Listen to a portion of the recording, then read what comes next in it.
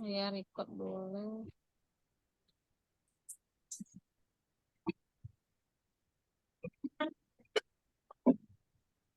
Ya, jadi pembelajaran komplementer ini sesungguhnya adalah bagaimana kita bisa mengimplementasikan evidence-based midwifery atau isu terkini dalam pelayanan kebidanan, terutama dalam hal penanganan side effect dari alat kontrasepsi. Karena semua alat kontrasepsi yang ada tidak ada yang terbebas dari side effect atau efek samping. Nah, pendekatan komplementer lah yang diberikan untuk penanganan atau mengurangi keluhan gitu ya. Jadi mengurangi kejadian apa gagal penggunaan atau bahkan kalau sudah terjadi gagal penggunaan kontrasepsi tentunya ada efek negatifnya yaitu kehamilan yang tidak diinginkan, kelahiran yang tinggi ya, lalu kelahiran atau kehamilan di luar apa jarak yang terlalu dekat. Nah, itu. Jadi, pendekatan komplementer ini sekali lagi saya sampaikan di layanan kontrasepsi adalah untuk penanganan eh, side effect atau efek samping yang ditimbulkan dari kontrasepsi tadi. Lalu di Kemenkes 320 juga disampaikan tentang pengambilan keputusan etis dalam praktik kebidanan, lalu pencegahan dugaan malpraktik dan kelalaian, ya, kemudian refleksi kritis menyikapi isu etik dalam pelayanan kebidanan, termasuk dalamnya konsep terkait dengan keselamatan pasien di komunitas, salah satunya ya keselamatan pasien yang pengguna alat kontrasepsi. Kemudian manajemen yang berfokus pada perempuan atau women center care, ya lagi-lagi pendekatan evidence-based midwifery itu dengan komplementer terapi khususnya di pelayanan KB kita berfokus pada perempuan tentunya. Artinya kalau tadi seperti apa aseptor implan lah ya, aseptor implan dia sudah memiliki anak yang banyak, kemudian dia memiliki rasa takut terkait dengan penggunaan implan oleh karena sakit. Nah, itu bisa pendekatan dengan virtual reality ya, seperti yang disampaikan oleh kelompok tadi, itu untuk pengurangan rasa nyeri selama pemasangan implan, juga efek samping dari penggunaan kontrasepsi ada disminor. Nah, ada pendekatan menggunakan komplementer untuk penanganan disminornya atau yang lain-lainnya. Ya. Kemudian manajemen yang aman secara klinis maupun budaya, ya. Jadi komplementer itu lebih ke pendekatan budaya berbasis lokal, berbasis budaya, di mana kita lebih memikirkan atau lebih menerapkan manajemen yang aman. Berpraktik berdasarkan evidence base ya, seperti yang tadi saya sampaikan, kemudian berpraktik secara otonom dan menghargai hak perempuan. Tentunya dalam penerapan komplementer ini kita harus sesuai atau searah dengan persetujuan klien atau persetujuan pasien. Tidak bisa kita memaksakan kehendak kita tentunya dalam hal penerapan asuhan kebidanan komplementer karena ini hubungannya dengan kepercayaan atau nilai yang dianut oleh si perempuan atau si aseptor begitu ya. Lalu komunikasi yang efektif jangan lupa efektif dengan perempuan, keluarga masyarakat, komunikasi dengan pendekatan terapeutik dalam praktik kebidanan, lalu prinsip edukasi kepada perempuan ya.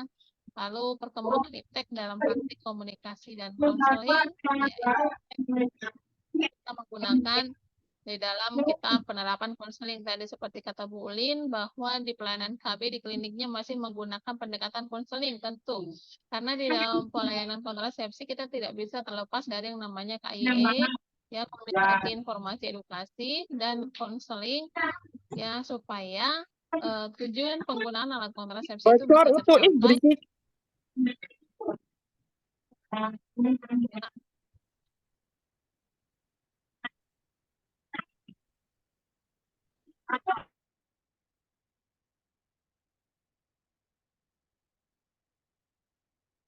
Ya.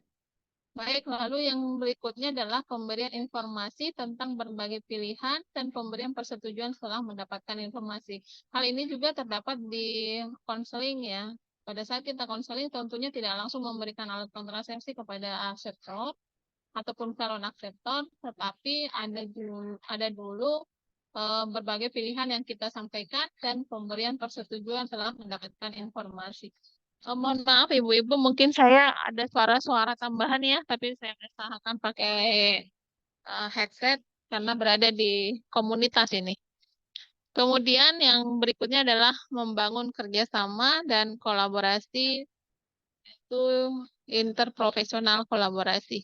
Ya, artinya kalau ada hal-hal yang berhubungan dengan penggunaan alat kontrasepsi, tentunya kita bisa menggunakan mitra kerjasama dengan dokter kandungan, juga perawat dan lain sebagainya, alih profesi lainnya. Ya. Lalu di area kompetensi 4 juga disampaikan psikologi, humaniora, promosi kesehatan, sosial budaya. Jadi penyampaian ini teman-teman sekalian saya sampaikan bahwa yang tertulis di Kemenkes 320 tahun 2020 ini yang berhubungan dengan komplementer dalam pelayanan kontrasepsi, hal ini menjadi salah satu unsur yang harus diterapkan. Gitu ya. Jadi harus ada pendekatan psikologi, humaniora, promosi kesehatannya harus ada, lalu memandang sosial budayanya juga harus ya. Artinya dalam hal inform consent tadi atau persetujuan klien untuk menggunakan salah satu tindakan atau implementasi komplementer, ya kita harus sepersetujuan berdasarkan norma dan nilai-nilai yang diatur oleh akseptor KB. Oke. Lalu dalam asuhan kebidanan fisiologis termasuk keluarga berencana fisiologis holistik. Artinya teman-teman sekalian, pendekatan komplementer dalam pelayanan kontrasepsi tentunya untuk menerapkan asuhan yang holistik ya, menyeluruh. Jadi yang kita terapkan selama ini di pelayanan kontrasepsi itu kan seringnya ya, ini seringnya walaupun mungkin teman-teman sudah lebih ke holistik, tapi masih ada yang mungkin pasien datang detensi pun tidak ya, dia hanya sekedar mau beli pil KB, dilayani pil KB kemudian pasiennya pulang. Nah, itu kita tidak sebut sebagai layanan kontrasepsi holistik gitu ya. Seyogianya dia datang kemudian kita lakukan pengukuran tanda-tanda vital ya, apakah ada perubahan peningkatan tekanan darah selama dia mengkonsumsi pil KB atau selama dia menggunakan kontrasepsi suntik, lalu peningkatan berat badannya, apakah terjadi peningkatan berat badannya yang progresif ya, atau signifikan dari bulan yang lalu ke 3 bulan sekarang, atau kalau dia siklofem, dia apakah ada peningkatan dari bulan lalu ke bulan sekarang yang progresif gitu. Karena hal ini harus kita sampaikan kepada ibunya bahwa atau si akseptornya, jikalau terjadi peningkatan, ya, apakah ini masih batas wajar atau enggak, artinya jangan sampai dia di usia 40 tahun ke atas misalnya ya, dia apa namanya, menunggu gitu. Dia menunggu atau menanti penyakit degeneratif, apakah hipertensi atau penyakit lainnya yang tidak apa namanya, yang tidak ketinggalan, apa maksudnya itu yang termasuk alat kontrasepsinya menjadi salah satu pemicu gitu ya teman-teman.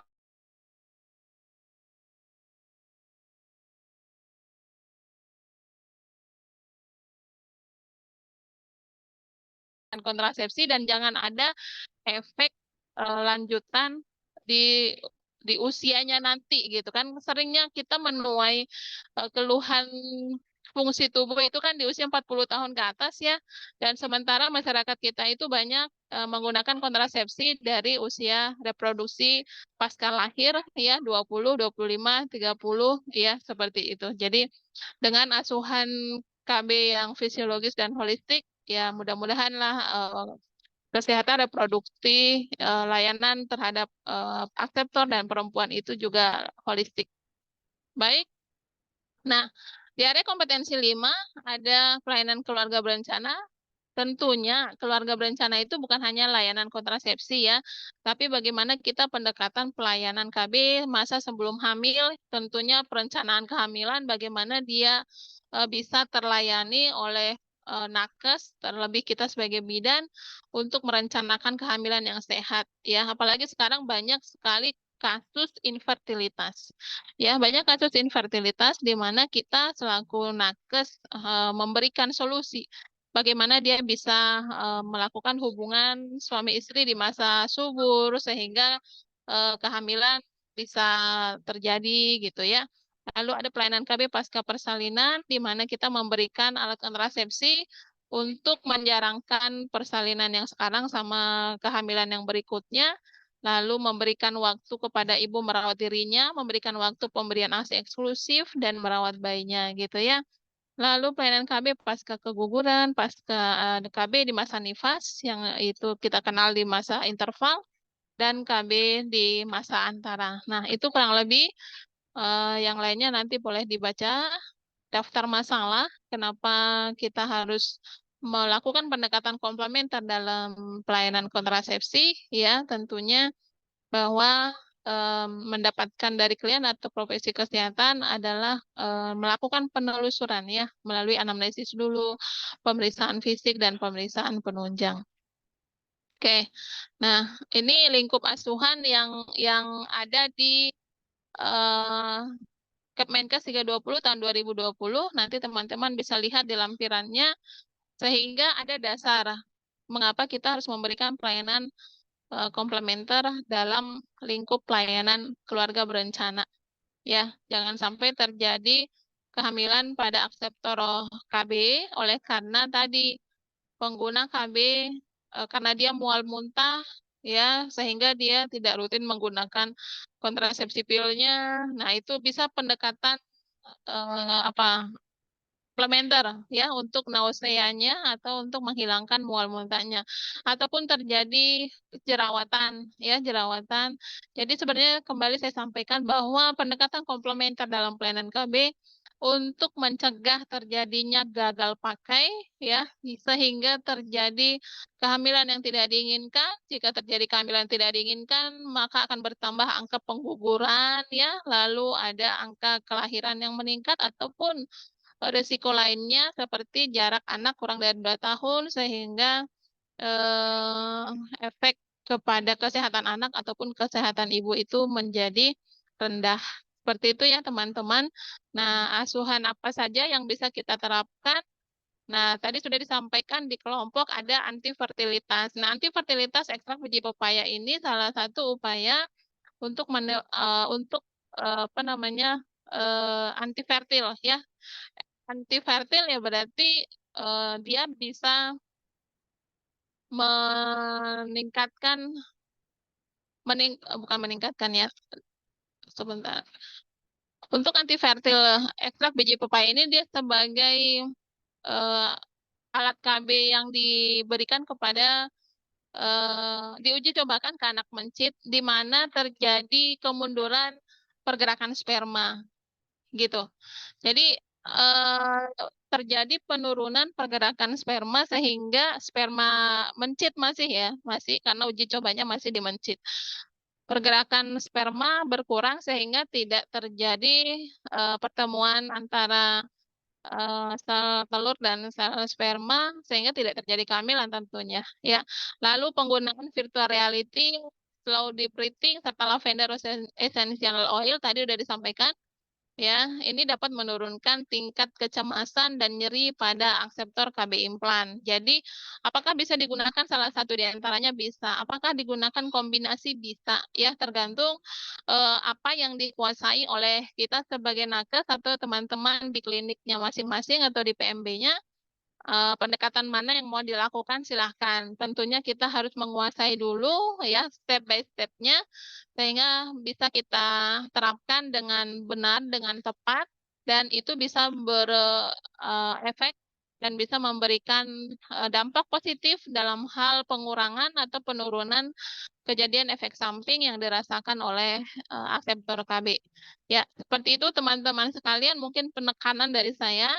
Jadi terapi komplementer seperti virtual reality ini dia kita sistemnya dia mengalihkan perhatian ya sifatnya dia mengalihkan perhatian pada waktu dia dilakukan pemasangan implan, ya, sehingga dia tidak fokus kepada apa yang sedang dilakukan oleh bidannya, ya, sehingga rasa sakit selama pemasangan implan itu tidak dia rasakan terlalu dan dia boleh rileks, ya. Lalu yang slow deep breathing ini teknik penapasan dalam dan lavender essential oil ini dengan aromaterapi, ya, dia menggunakan menghirup untuk menurunkan tingkat kecemasan juga, ya. Kalau dengan tingkat nyeri, kalau nyeri tadi dia lebih ke virtual reality.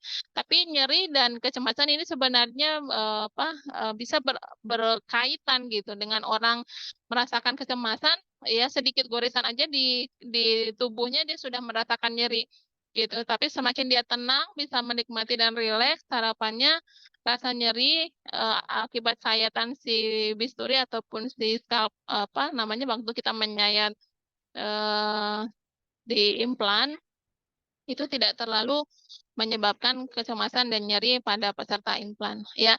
Dan slow deep breathing ini juga bisa dilakukan atau bisa diterapkan pada akseptor KB IUD, begitu, ya.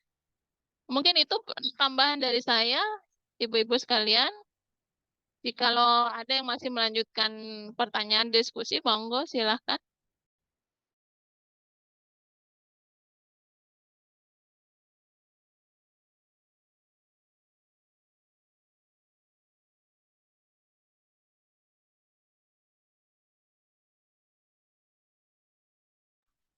Ibu izin bertanya.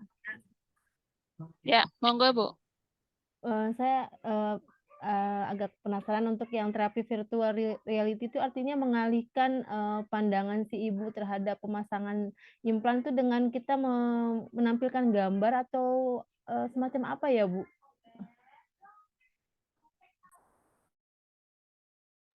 Ya, sebentar saya bukakan ya.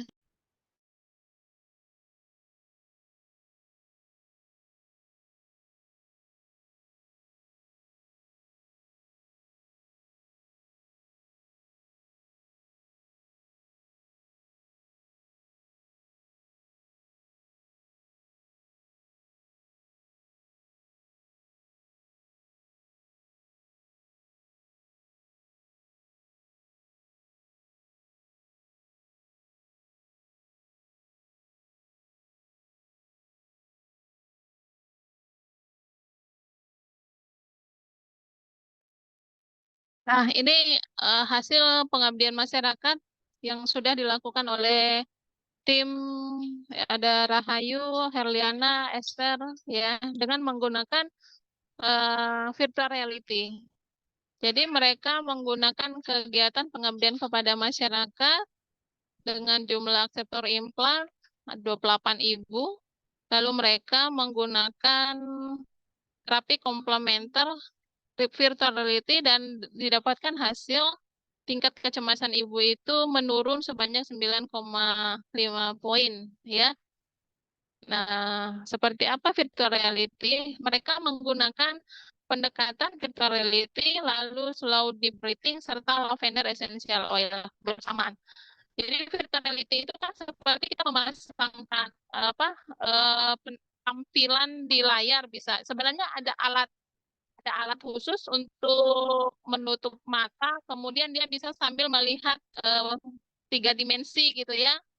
Kalau menggunakan alat 3D yang sebenarnya untuk virtual reality. Tapi untuk di dunia kebidanan, kalau alat itu tidak ada, kita bisa sambil menggunakan essential oil, ya, menggunakan lavender, ya, kemudian bisa kombinasi dengan virtual reality dengan memasangkan musik yang tertampilkan di layar gitu. Jadi di layar itu ada tampilan pemandangan seperti kalau kita lihat eh, apa musik musik instrumental, ya, itu kan selalu ada tampilan tampilan kalau nggak pemandangan, tampilan pohon, tampilan apa namanya berbagai berbagai tampilan di musik instrumental ya itu.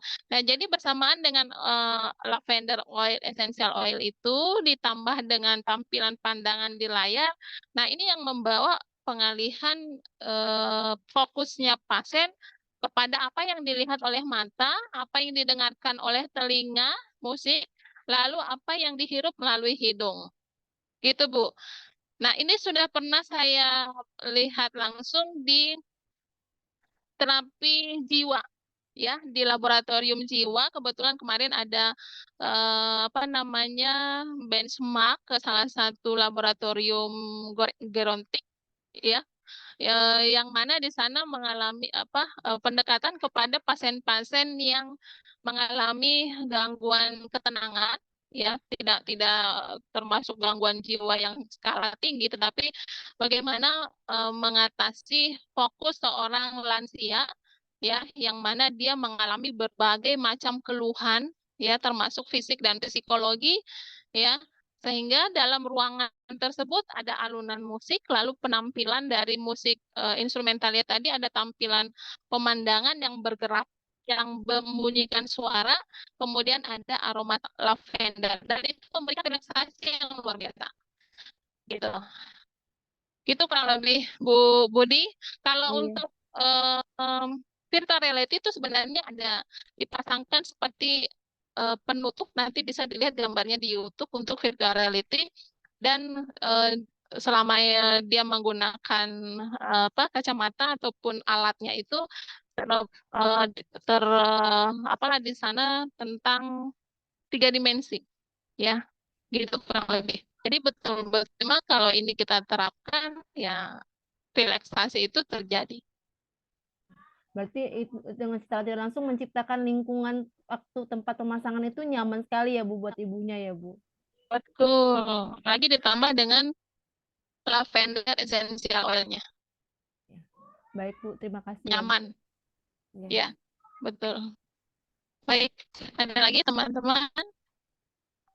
Ibu, izin kalau main HP itu hampir sama nggak ibaratnya? Kan ibunya fokusnya dia akan ke virtual juga, ibaratnya gitu sama nggak? Kalau di Pas saat ya, pemasangan, di saat apa, Bu? Maaf.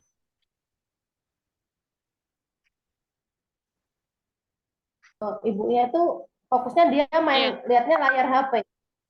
Kayak gitu itu sama nggak? Oh, layar HP. Sebenarnya kurang lebih Hmm. sama, cuma kalau HP itu kan radiasi, kemudian didekatkan ke apa area-area apa sanar otak, ya. Sebenarnya sama, cuman tampilan di HP lebih kecil, lalu HP sendiri itu kan ada apa mengeluarkan sinyal yang berefek kurang bagus terhadap otak, ya. Jadi lebih baik sebenarnya kita menggunakan apa tampilan PowerPoint, bukan PowerPoint, LCD, Bu, pakai pakai proyektor untuk memperbesar layar, gitu. Kalau untuk alatnya bisa menggunakan HP, tetapi kita sambungkan lagi dia ke LCD sehingga tampilan layarnya lebih besar, gitu, Bu. Hmm. Lalu alunan musik yang dikeluarkan dari HP tadi itu kita tambah menggunakan apa pengeras suara, gitu. Jadi ya dalam satu ruangan itu memang betul-betul pasiennya dari telinga mendengar, mata melihat, kemudian hidung menghirup aromaterapi tadi. Gitu, Bu. Hmm. Ya soalnya kalau selama ini kan pada main HP tahu-tahu udah selesai gitu. Udah Bu, udah selesai ya. Jadi mereka juga nggak sadar Ya, saat dipasang ya. fokusnya kan main HP kan gitu. Itu biasanya. Betul. Tapi untuk ini sama, hanya saja itu tadi yang saya sampaikan kalau dalam waktu singkat sih bisa, ya. Atau dijauhkan dari si respondennya, dia hanya mendengarkan alunan musik saja, itu sudah salah satu. Oh, ya, Gitu. Bu. Terima kasih Bu. Itu sama-sama. Jadi semakin supaya ini kan tujuan kayak Bu Ulin nih, saya tahu Bu Ulin nih sedang penelitian implan nih. Coba deh nanti kita mungkin ada implementasi ya setelah konseling kemarin ABPK itu ada hasil, ya, atau seperti apa hasilnya ke depan ada implementasi, ya. Jadi ada eksperimen yang dilakukan menggunakan virtual reality sama lavender essential oil, ya dalam penggunaan implan. Semoga pasiennya bertambah banyak yang gunakan implan. Amin. Terima kasih, Ya, Bu. ya, ya. Pastilah, saya kayaknya punya satu keyakinan kalau kita menggunakan pendekatan komplementer itu akseptor bertambah. Karena memang nggak dia rasakan, yang dia rasakan tuh ya kenyamanan, relaksasi, tahu-tahu sudah selesai, gitu kan? Iya. Jadi Iya, karena pemasangan tuh paling cepat biasanya 3 menit udah selesai kan. Menit, 2 menit, iya, 1 menit selesai. Jadi 1 menit, betul. pasang sana, Mbak. Ya, Ah, ya Bu, ya, semoga pasien-pasien implan bertambah ya. 1 menit, Bu Ulin, pasang implan. kita sampai itu Ah, sampai perbannya gitu maksudnya. Kalau masangnya mah 30 detik selesai itu, Bu. Selesai. Tapi ada efek lain ya, ada efek lain yang memang kita mau hasilkan. Jadi efek kontrasepsi ya dari implan tadi, kemudian efek relaksasi untuk dirinya juga dapat ya ketenangan.